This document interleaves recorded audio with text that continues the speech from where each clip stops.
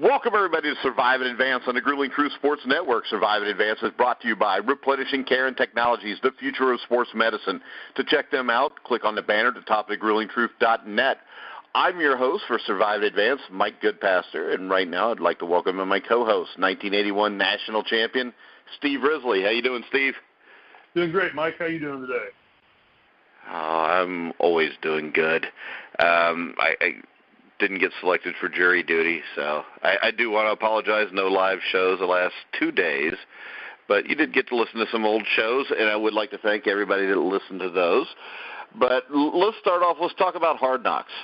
Mike. What? I'm now? Sorry to say, but do we have to talk about your freaking golf show again that you did and is now available on the gruelingtruth.net? No, I wasn't even going to bring up the golf show. I was just going to say it was kind of scary, Mike, that we did a best of series the last 2 days on Survive and Advance, and those two shows were, on the second time around, grew higher than some of our live shows have drawn. What's that say about our talents? Well, it says the talent's good because it says the people that have been listening wanted to listen to the old shows, too, to see what they missed.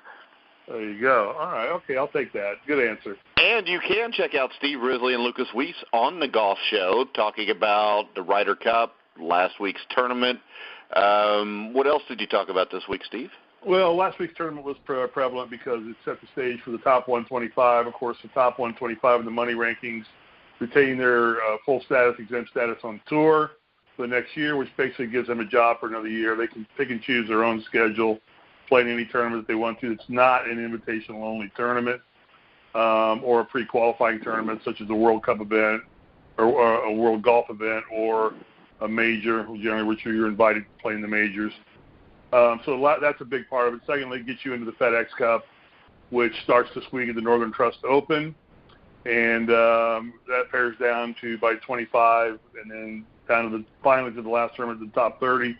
And those end up playing for the $10 million annuity that comes with being FedEx Cup champion, meaning Tiger Woods is the only player who has won 2 of the FedEx Cups. So it's nice to know that if he went out and blew all of his money on jets, yachts, women, and whatever else he wants to spend his money on, homes, he would still have $20 million in annuities coming to him for the rest of his life to live off of. Not a bad gig if you can get it, huh? And he's playing golf on some of the most beautiful golf courses in the world. All right, Steve, now we're going to talk about real sports, which is the NFL. We're going to talk about – I always got to take a shot at you. But really, the show is a great show. You can find it on the gruelingtruth.net right now. Lucas Weiss also came out with an article, a golf article today, so make sure you check both of those out. But last night, we had another episode of Hard Knocks. Actually, I just got done watching it.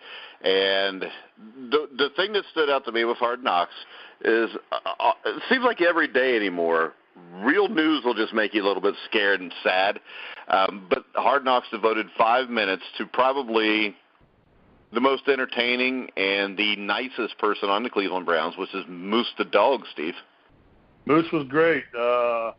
We all perked up when Moose came on. How cool is that to have an office dog that runs around and just kind of freelances to the office? Moose is a chocolate lab, it looks like, kind of probably up in his age a little bit, kind of saunters around from office to office, carrying his toy, looking for somebody to play with. Looks like he may be, at this point in time, the only person in the Cleveland Browns organization having any kind of fun.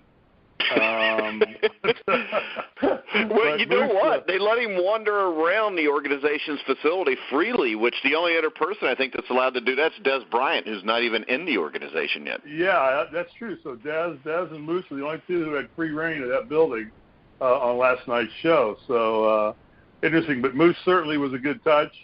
It may be happy because I'm a dog owner. I know you're a dog owner. And anytime you can see dogs incorporated into the process and be part of that comfort therapy. If you're on the Cleveland Browns, you probably need a lot of comfort in this day and age. Yeah, Moose was fun. Des Bryant was interesting as well last night. Yeah, and with Des Bryant, though, it amazes me that, he was given free reign to roam around the facility and high-five every single member of the Browns. Is that even normal? I mean, would you let somebody that's not in your organization, on your team, just freely walk around your facility? Yeah, I kind of got the same impression. It's like, okay, this guy, and I don't think Des Bryant's ever going to play for the Cleveland Browns. Josh Gordon, the last thing you see on last night's episode is Josh Gordon coming back into the airport, picking up his equipment, heading back to camp. So they've got a lot invested in Josh Gordon.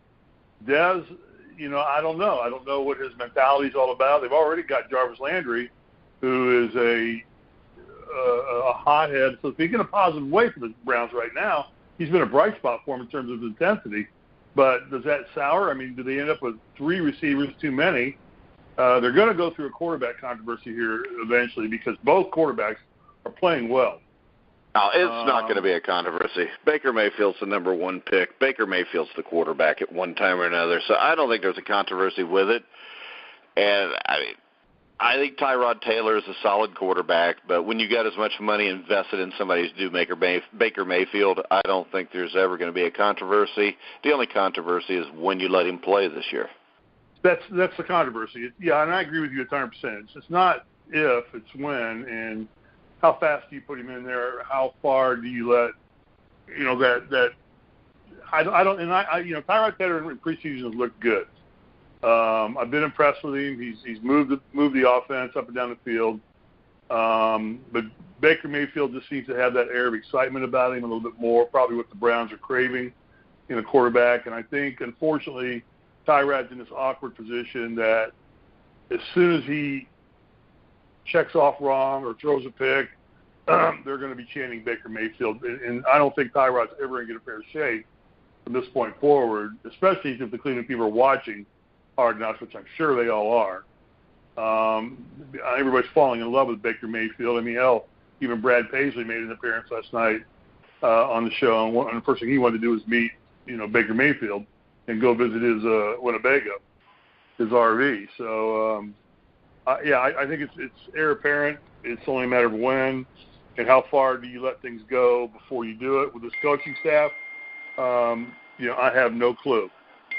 Yeah, and the amazing thing is this, Hugh Jackson's concerned about the intensity of practices. So to fix that, he invited Brad Paisley to speak to the team. And I'll tell you, I don't think there's ever been a more mind-numbingly bad speech. I mean, it's just uninspired. The speech was go win some this year. I'm rooting for you, and I can't wait to see what you do. So win this for Cleveland. Go out there and go get them. I mean, that's some Vince Lombardi speech stuff there. I was motivated. I was motivated to go see what was happening on America's Got Talent for the short period of time when there was a commercial. So, I just think this coaching staff fails to get the predicament, the situation this franchise is in, being 1-31. They don't address it like there's a sense of urgency. And, you have to give some credit, too, to what HBO does with the production. I mean, they edit and cut like there's no tomorrow, and they're making this thing, an entertaining show. I think it's possible they don't really have to edit and cut the Browns to make them look pathetic. Yeah, well, and I'm not actually, Mike. I've been kind of impressed with the team. I think the team is, You have? But they're, what do I know? They're playing preseason games. They're not playing anybody. The team seems more organized as a unit than the coaching staff seems to be organizing them, or the coaching staff is organized in its own mind. Well, my concern with them is this. Most NFL teams that are bad, they're 1-15 last year. I bet you can show 6 or 7 games where they lost it in the final minutes. I know they did at the start of the season. They lost a bunch of games like that. And the one thing that sticks out to me is they seem to not play with any intensity. And They seem to get penalties at the worst possible time. I mean, they lost the last preseason game, both preseason games, because of penalties that were at the worst possible time. And to me, that's coaching. And that's where that disorganized coaching staff is too soft on them, that doesn't make anybody, it just, to me, this looks like the same Cleveland Browns, only with more talent. Exactly right. And that's the point I was going to make, is that I think in both preseason games now, they've had well over 100 yards and penalties thrown at them, but a lot of those coming at just absolute critical times. Things like setting picks downfield. I think Kajus got called for one, and then Jarvis Landry got called for one. And they showed the replay, and I'm thinking, it didn't look that obvious, but obviously there's some technique there that's not being taught to these guys to do that. Because I know the picks on flare out, especially in the red zone, things like that are common. I know you guys as quarterback coaches set those things up all the time to use screens and things like that to get pop receivers open in short yardage situations. Yeah, you're supposed to run through it. You're not supposed to run up and then block the guy. I heard that question asked last night, and the guy said, yeah, he did. So, well, I mean, you're asking, did you run through it? The coach ought to be watching and saying, you didn't run through it, or you did. You know, I don't know. I just think there's a lack of fundamental effort. What's being portrayed on television is a total lack of fundamentals being worked on in practice. Now, again, I throw that back to Hard Knocks wants to, sensationalize things. Show Mayfield throwing long bombs and Landry catching them with one hand and seeing Dez walk in and be the darling of the media center or the office, and then, here comes Josh and coming in now back to the fold. Is that going to stir the pot with the receivers? So they're trying to create an aura of controversy as well, too. But I just don't see the fundamental work going at all. I remember watching previous episodes of Hard Knocks, and I remember seeing a lot of it just being drilled down to just constant fundamentals, catching punts, blocking assignments, things like that, staying more focused on that basic stuff, which allows teams to be more successful in game situations. Yeah, and I'll tell you, Greg Williams, a defensive coordinator, I think it's really hard to tell if he's there to coach the defense or if he's there to intentionally sow discord as a double agent for, like, the Steelers, Ravens, or Bengals. I mean, because this guy, I think by the end of the season, I think Williams will somehow convince the defense to secede from the rest of the Browns. Yeah, he definitely is running his own show, and he doesn't seem to be coordinating with the head coach or the rest of the team. He's definitely got his own mindset and is running his own little team down there and kind of ruling his own roost, which regular season, when they start to rely on each other for keeping people on the field, keeping the offensive team, on the field or off the field, whatever. There doesn't seem to be a lot of coordination going on with him and the rest of the coaching staff at this point in time. And he likes to swear a lot. So we'll get. Yeah, well, he's a football coach. That'll happen sometimes. I myself never cuss, but I know a lot of football coaches do. Also, we, of course, got the new NFL rules that everybody's freaking out about. The new penalty makes it a personal foul. Possible ejection for any player to initiate contact with his helmet is predictably causing an uproar through the first 2 weeks of the preseason. Of course, seemingly normal tackles have turned into 15-yard penalties. No one seems to know why or how. Coaches and players are upset that the rules applied now isn't what they were told it would be back in May. And I think there's a huge gray area right now. But I think overall people are just really freaking out about this for no reason. I mean, I really don't think it's that big of a deal. And when you look at this, there's really no evidence that the penalty is being over-officiated either. I mean, per the NFL, the new helmet penalty has been called 51 times in 33 preseason games. That's 1.55 penalties per game. Only one player, the Colts' Shamarko Thomas, was ejected because of it. I do believe one of the biggest problems is the enforcement of the penalty has been arbitrary and unequal, because I think defensive players have a right to be concerned here, because 43 of those 51 penalties have been called against the defense. But also, I remember the NFL saying at the start of this, before preseason started, that they were going to over-officiate this in the first 4 preseason games so they can look at all these penalties and actually break it down to what a penalty was. My only hope is once they do that, when the preseason's over, they'll let the fans, the players, and the coaches know exactly what the rule is. Yeah, I watched several preseason games, watched the Colts game last Monday night, watched Hard Knocks again, and I've seen several incidents gone uncalled where players come piling in or flying in, especially like on punt returns or catches, or I think last night they showed a muff on a punt return, and all of a sudden I see a Browns player come flying in. Helmet's first thing that hits anybody. And he's lowered his head, and he's diving right into the pile with his helmet, and nothing's called. And I think eventually a flag came up, but it was for something else. Oh, they're going to call him. Let's see how this plays out. And it wasn't for him what I would call spearing. It almost looked like spearing. And I've seen other instances. I mean, I don't know how you play the game without helmet being the first point of contact from time to time. It's just the technique of these NFL players is not that good. These guys lower their heads all the time to hit. They do it, some with intention, some without intention. But, it just happens. I think it's an impossible thing to call consistently. And here's my fear of the helmet law. It'll go uncalled, and you'll see a lot of it happen, and people say it in a while. And then you're going to get into a critical point in the game where this helmet call, is going to decide the outcome of a football game. That's my biggest fear with this rule, is that it's going to be kind of overlooked and kind of, not really called with great intensity.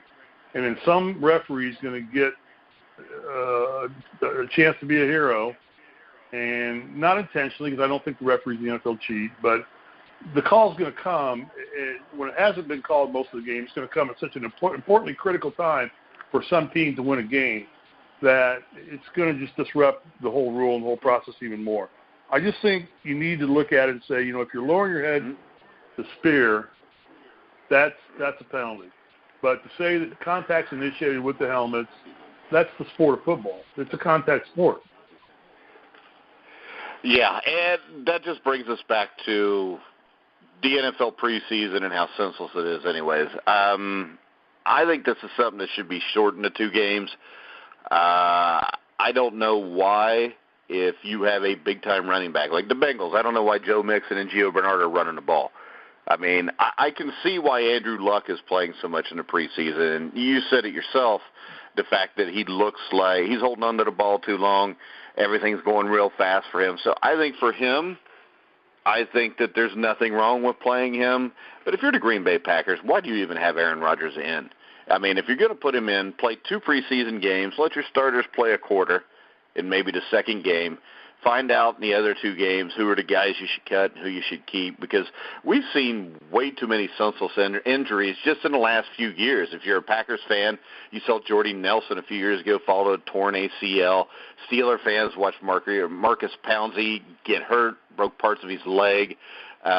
We've seen kickers get hurt. Garrett Hartley a couple years ago got a season-ending injury. And I just don't know why the NFL doesn't protect their most important thing, which is their stars more, and just limit the preseason action that you do see. Yeah, I guess my question is, I guess it's a profit center for the NFL, because what they do is they charge regular season ticket prices to go to the games. They're getting television coverage on all the preseason games. So the TV money's there, the advertising dollars are coming in. I've yet to see a stadium probably more than half full yet in any preseason game I've watched. Even in the Colts game with the return of Andrew Luck, Lucas Oil was probably about half to maybe a little over a half full. I know when we owned Colts tickets for the longest period of time, we despised we couldn't hardly give our preseason tickets away. We would try and find somebody, and more times than not, they just went sat empty, because we didn't want to make the trek down there and pay for all the parking and all the warm beer or warm cold pretzels or watered down soft drinks, whatever your flavor is at the game. And then you see the injury. I counted no less than 5. And I went through the injury report this morning for the first 2 weeks. No less than 5 ACLs just torn out already. That's 5 players that were, players that are probably going to make a roster, or now the NFL, the team responsible for repairing that damage, that are done for the year. ACL, you're done for the year, including the Washington Redskins, I think, #1 draft pick. Wasn't he one of the first ones to go out? Yeah, that's why losing their running backs, why they signed Adrian Peterson. Yeah. And so I don't get the concept. We talked to Oliver Luck with the XFL, and he brought up some good points. What they wanted to try and do was try and bring a little bit more fan experience into it without losing the integrity of the game of football. I don't see why they don't just go out and do a home and away televised scrimmage, controlled scrimmage, where they mic the players up, they mic the coaches up, and they let people get a sense of what Hard Knocks tries to do with one team. But you basically would get it with your own team for preseason, and maybe if they even did it for 4 games, if they want to maintain the integrity of the 4-game preseason. But I don't understand. Like, I saw Andrew Luck take some very hard hits. He got blitzed a couple times with Costanzo's out. for him, his left tackle, who's been with him since he's been there. He's got weak protection on the backside. He got blitzed a couple times hard on the backside. We're talking about a repaired, damaged shoulder anyway, and now we're pile driving him into the ground. I mean, I just don't understand why they just don't put red jerseys on certain players and say, tag. You touch the quarterback, part of the preseason rules, you touch the quarterback, you touch the wide receiver, you touch the running back, you don't tackle him. Well, you do a high school scrimmage or a college scrimmage, the quarterback's not fair game. Right. I don't understand why the NFL doesn't get that, because if Andrew Luck goes down, I mean, the Colts are in trouble anyway. I don't mean to keep harping on the Colts, but they're the team that I follow the closest in the NFL. If Luck goes down, the Colts season is entirely lost. I mean, they're competing with the Browns possibly for a first-round pick next year. Luck may be able to get them 4, 5, or 6, or 7 wins if he gets back to form, but he goes down, that franchise goes down. And I can't believe Irsay would want to risk that they couldn't do more preparation and stuff in practice under a controlled environment with Andrew Luck, especially given the fact that Luck's playing against second-string guys a lot, that want to make their mark, that want to sack a quarterback, want to bring a guy down, want to show them that they're worthy of a roster spot on that team. I just don't see the benefit of the amount of money they're paying to these players now to risk anybody like that getting injured in preseason. Well, if nothing else, if the coaches think they need 4 to pick out their players, why not just replace 2 preseason games with 2 inter-squad scrimmages? Start off instead of week 1 and 2 of the preseason, you get an inter-squad scrimmage for both. Week 3, you can play your starters for that quarter or that half, and then week 4, you devote that to the guys that you're trying to figure out who's going to make the team and who's not. I think that's a great idea. Do the first 2 weeks, like you said, mic them up and do a kind of a hard knocks kind of thing for the first 2 weeks. 1 home, 1 away. And mic them up, go pro pads, and let the coaches might be mic'd up and let everybody get a flavor of what goes on. And then the last 2 preseason games, you kind of drill it down and say, okay, we're going to pad it up now, and we're going to give everybody some contact here, and we're going to let some timing start to develop. That's a great point. I think that's something the NFL really, for the protection of their own investment into the players, the investments they're making. The guys, quarterbacks are making $30, $35 million a year now. It's just ridiculous to see one of these guys go down. It's only a matter of time before a big quarterback's going to go down before the season starts, because the playing time of these quarterbacks is going to start to increase. And the other rule I probably would have is I think you brought this up, which was a great point on you, and your credit. Why not just have both coaches say, okay, we both play our starting teams together through, the first half of the second quarter. And then we pull all our starters, and then we let our guys try to make the team go at each other. So you keep your starters in, I keep my starters in. There's no rhyme or reason or sense to win these preseason games. I give the Colts credit. They drove down and got to 20-19, I think it was, with about 3 minutes to go, and Rice, rather than kick the extra point and tie the game up, he said, what the hell, let's go for it. And we lost. Yeah, that's how meaningless the game is. It's how meaningless the game is. So why do that? If you're not trying to win this game, why would you not just say, okay, we both play our starters for this many series, and then we get our starters out of there, and then we let. Well, the other thing is this: I believe that you should, in the preseason, they should make it mandatory that the coaches let you know who's starting the game. And I can remember this: I went to a Bengals-Lions preseason game back in the early '90s. I went because I wanted to see Barry Sanders. We get there. Barry Sanders is suited up, but Barry Sanders is not getting in a preseason game. Right. Now, I'd have went to the game anyways because the tickets were free because it was preseason. But the fact is this, if people are going to pay to see this, they need to know what they're going to see. And, every once in a while maybe something happens, you have to change something. But overall, if Baker Mayfield is going to play the third quarter and half the fourth quarter, I think the fans should know that. Yeah, I agree. And there's an exception there because Baker Mayfield is playing, into the second half. And I think more people are probably more excited about watching him play, unfortunately, than they are for Tyrod Taylor. I really let's face it, if you're making fans pay, full price for a game, you're not giving them the real game. You need to at least let them know what they're going to see. Right. And also, I think it's an absolute joke that when you had Colts tickets and I had Bengals tickets, that you had to pay full price Right, yeah, you had to buy for 2 games that you weren't even going to. So from now on, maybe let's not do that. Instead of that, let's do this. Maybe you give people the option to buy those tickets. If they buy those tickets, you give them to like May to buy the tickets or June. At the end of June, any tickets that are unsold, you give away to, like in Cincinnati, you got Joe Kelly's Kelly Youth Services, which takes care of disadvantaged youth. And then maybe you give him, as many tickets as he needs for that. You go to Special Olympics, give them as many tickets as they need for that. You fill the stadium up. You get people in the stadium that don't have a chance to go to an NFL game, and they actually have the opportunity to go to a game. And, you have dollar hot dogs and dollar pop. I mean, why can't you do that? If you're the NFL and you're making that much money, why can't you give something back to your fans? But I don't think that's what the NFL is all about. It's not. They're much aligned like the NCAA. They're more concerned about profit than they are about student athletes, taking care of the athletes. I guess they're willing to sacrifice or risk an Aaron Rodgers or a Peyton Manning and Andrew Luck or a quarterback going down or a running back losing, rookie first-round pick running back out for the season now, and possibly trashing his career. I mean, you never know how these kids, how they come back from this. And, he may never be the same that he was before this happened, and all for a silly preseason game when, I just think they can control the environment a lot better, protect the players. Yeah, and I think the NFL could do more to give back to their fans. It's just like the NFL blackout rules back in the day. I mean, if you had, let's say, the Indianapolis Colts in 1986, most games were probably blacked out in Indianapolis.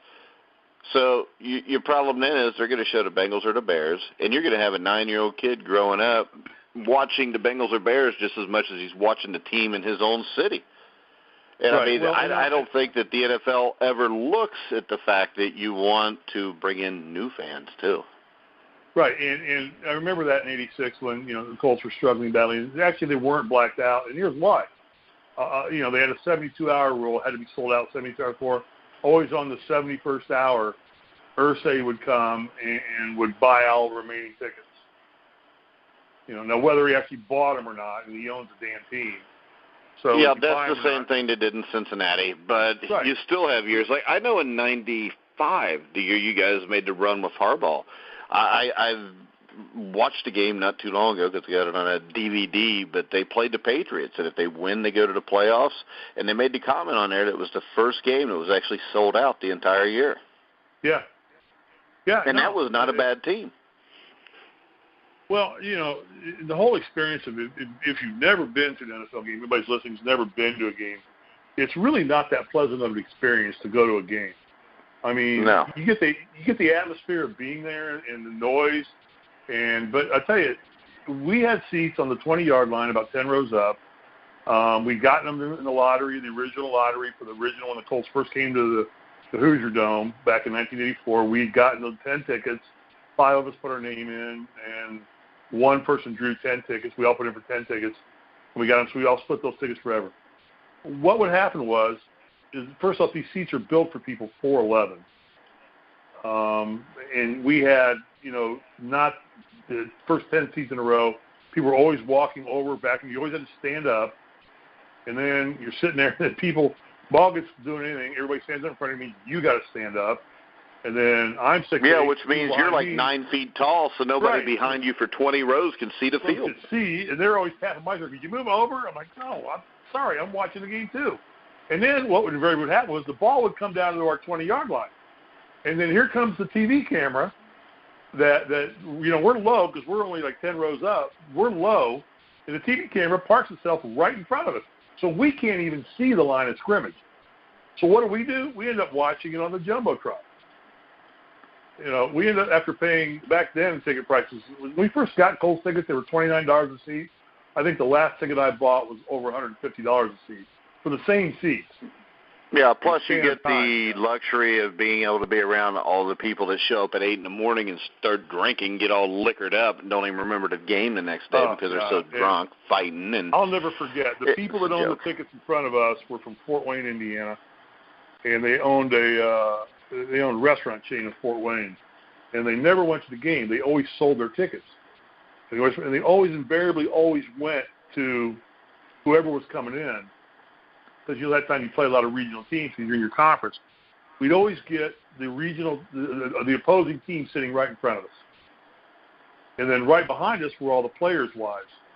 And because the whole players' ticket section was right behind us.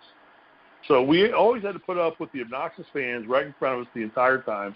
And I'm going to tell you, after paying $25 or $30 to park a mile away, and then to walk it in the freezing cold, it's going to an NFL game. And now I've not even gone since the security's increased itself so much that, you have to have clear plastic bags. You have to dump everything out. You have to be scanned and tronned and, vetted before you can get into a game or anything like that. It's like I just wouldn't enjoy the experience. Yeah. That's why God invented Red Zone and invented NFL ticket package. And the networks do a fine job. But preseason, I think that really, if the NFL is smart at some point, they need to think about revamping it. But I think in their eyes, it's a profit center for them. They're not going to touch it. They'll risk injury. They'll risk that. They'll get through it. But I don't think it's going to change. But it needs to change because it's not very enjoyable to watch. Yeah, it's one of the sports that is, if you talk about hockey is better in person. There's a lot of sports that are a lot better in person. Football's not one of them. Baseball, no. I don't think baseball's better in person. I think hockey is. Basketball, I guess it's according to the seats you got. But, overall anymore, I think the problem that has come is this. If you look at 1980, you're probably watching a game on a 19-inch TV with an antenna, and the picture's not that great. And the tickets to the game are cheap back then, which is why I think there was a lot more sellouts back then. And I just think it's come to the point that it's just a hell of a lot easier and a hell of a lot more pleasant to just stay at home and watch the game. Well, sure. And I'll say this first before I go there. I don't do it very often. I've only been to a few stadiums, but I think a baseball game live is a hoot. It's only probably because I only do it maybe once every 2 or 3 years. I've yet to go to Chavez Ravine and see the Dodgers play. I've heard it's a beautiful stadium, but I've also heard the parking and trying to get in and out of there is a 2 or 3 hour ordeal. Just where they put the stadium, there's no easy access in and out of there. But every time I've been to Yankee Stadium, I've been to Fenway, I've been to Risley, the three parks, I've been to Riverfront, and I enjoyed my experience at the baseball game. I just thought the game's slow enough. And I enjoyed it back in the day. I find it boring now, Steve. I find it boring on TV. I don't know. Maybe it's just because I'm old. Because it's a nice night. You're sitting out in shorts and a T-shirt, and you're having conversations while the game's going on, and then you hear the crack of the bat, and you look, and something big happens, and then you go back to that conversation again. It's not like, I've always enjoyed baseball games. It's more live in person. I hate watching a baseball game on TV. It just drives me crazy. But I agree with you. Sports is better watched on television now. The coverage is so good. HDTV is so good. The camera angles. Red Zone, I don't understand why the NFL lets Red Zone exist. It's got to be cutting into their advertising because they don't advertise on Red Zone. There's no advertising. But think of it like this. I think there are commercials on Red Zone every once in a while. I don't know that I don't think I've ever seen any. I could be wrong on that. But I don't recall ever seeing commercials on Red Zone. Yeah, I don't remember. But you also got this. It's something people can pay a package of $6 for. So you probably got millions of people buying that probably wouldn't have bought the Red Zone anyways. Right. So there's no way I'm ever paying $300 to watch whatever NFL game I want to watch. No, because I would only be interested in watching the Colts play being here in Los Angeles. So. Yeah. But we got any other sports news you want to talk about? None that I'm aware of at this point in time. Did you want to address the situation in Indianapolis with the announcer? Well, you're a Colts fan. Bob Lamey was fired for using the N-word. He's like 80 years old. Had dropped the F-bomb on air a couple years ago. I just think that there was no way he was going to keep his job after doing that, so he quit. I hate to see a guy that's devoted his entire life to that because now he's going to be remembered for only that. But the thing that struck me is this. He's at work and he said it. Yeah. in the end. He was at work. It wasn't like he was out at a bar and somebody overheard him and went and told on him. He admitted to doing it. So the fact that he admitted to doing it, I mean, it's great that he admitted it and all. But I don't see how the Colts can keep him around, especially with the way the world is today and the way everything seems to take on a racist tone. Yeah, it's forced into that, the racist tone. I don't know the story or the situation. I did read the Channel 13 or the WTHR breakdown of a Bob Kravitz, I think, wrote an article about it and posted it on the WTHR post. In this day and age, it's just unfortunate. You have to be so savvy about that, and everything's ratcheted down so tight that you can't. It's not acceptable anymore to slip up. You don't get a second chance in this environment. And something like that, you really can't slip up. That's not a slip up. I mean, no. There's people around, and you're going to say that, and it's just. I mean, he's an idiot. Well, he's an idiot for saying it, no doubt. And the result is it's a lesson to everybody. It cost a guy who's been the announcer for the Colts for 33 to 35 years they've been in Indianapolis. It cost him his career. I know there was consideration for him going on to the Ring of Fame, which every stadium now has a Ring of Fame. And there was talk of Bob Delaney being, I don't know if that's been deterred or what. I don't think the repercussions haven't come out completely yet, as the story really just broke earlier this week. So, you got to be accountable for your actions, especially when you're in that situation. I know that, even for us, we have stories we can tell from the days that aren't appropriate to tell anymore, or, shouldn't have been told back then, but they're not appropriate to bring up and to discuss and things like that. And you have to be very careful about that all the time. And unfortunately, this is one that justification is probably due for what happened, and it's just unfortunate, but it's a lesson for everybody that wants to do, thinks this is an easy job to do, that how easy it is to slip up and how easy that slip up can be, and what the ramifications are and what it costs. All right, Steve, you got anything else? No, that's it from my end. Just excited to get the NFL season rolling along. I think we need to, here in a few days, we need to talk about college football. I saw the first preseason rankings are out. Of course, Alabama's up on top again. Clemson up number 2. Preseason polls don't mean a lot, but it's starting the conversation to fodder. Well, actually, they kind of do, because, if a team like Central Florida would have started out ranked in the top 20 last year, they probably would have ended up with a shot at the college playoff because of the way that it works. But, we'll definitely talk about some college football, especially in the next week and a half as we get up to the time. Also be a lot more NFL talk. Tonight we'll have a little bit of CFL talk, Canadian Football League weekly show with myself, Brian Schmidt, Robert Drummond, former CFL Grey Cup winner. I think he won 4 Grey Cups, played in 6 Grey Cup games. Also tonight at 10:15, we'll have Inside Boxing Weekly. I think Thomas Triber may be joining us there.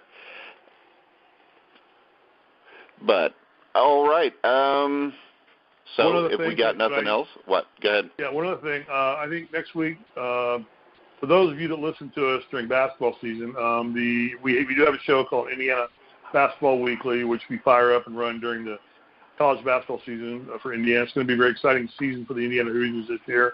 For those of you that locally listen to us and follow the Indiana Hoosiers, as of now, so this week, the roster has been set for the season, and the schedule has been set for the season. So I think it's time that Mike and I bring out kind of a preseason episode of Indiana Basketball Weekly. Look for it next week. We'll get the time out to you guys. We'll probably announce it maybe by Friday. We'll announce the time we're going to go ahead and produce it and run it. And we'll get a good look into the schedule for Indiana basketball and look at the roster, how it's fallen together with all the new talent, additions to the team, and the veterans that stayed, and kind of give you a preseason look at what Indiana basketball is shaping up to be for this 2018-2019 season. You in agreement with that, Mike? I'm good with that, Steve. So remember, you can follow us on Twitter at Survive the Magic for Survive in Advance, or at Grueling Truth. You can also find us on Facebook, the Grueling Truth Facebook page. Also, there's a Survive in Advance page. So for Steve Risley, I'm Mike Goodpaster. You've been listening to the Grueling Truth, where the legends speak.